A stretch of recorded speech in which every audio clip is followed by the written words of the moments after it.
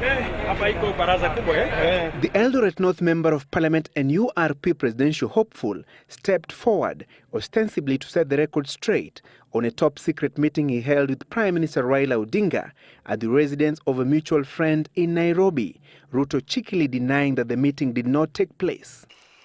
Well, there is a lot of story flying around that maybe I am in discussion with the Prime Minister. But let me tell you, I haven't yet had an opportunity to talk to the Prime Minister. But I am looking for him.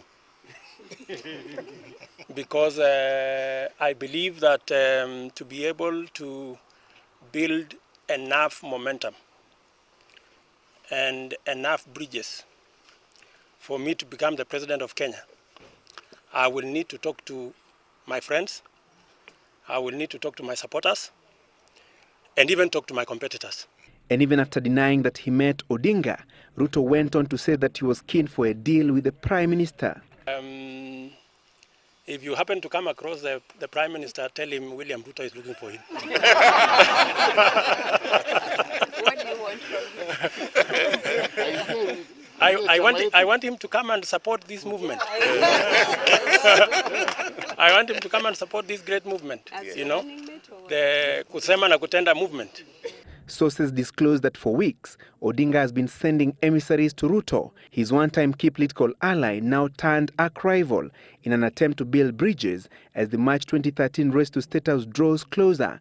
The Prime Minister is keen on a third shot at the presidency in next year's race to State House after narrowly missing the country's top job in 2007. Whether he would agree to play second fiddle to Ruto remains the ultimate question. Those are details we will discuss. Sawa sawa. Don't be scared when people seek us out, because they want to join us, not us join them. I do not understand why there is the perception that every time we are talking to somebody, that we are going to that somebody. Why is it not understood that that other somebody is interested in coming to us?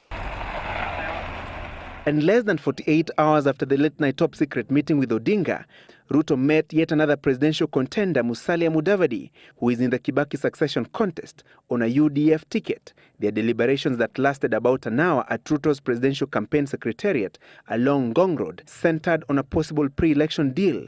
Mudavadi left in a tinted vehicle without his usual security detail. Political analysts opine that even if the Eldoret North Member of Parliament does not clinch the presidency in the March 2013 race to State House, he will influence the outcome. And I think we can go to the bank with that Ruto is going to be the next kingmaker. But to be kingmaker alone is insufficient, because once you have made the king, the first rule in Machiavellian politics in particular is that once you sit on that chair, you must destroy all the kings in waiting and all the kingmakers. And that's exactly what Raila did to Ruto.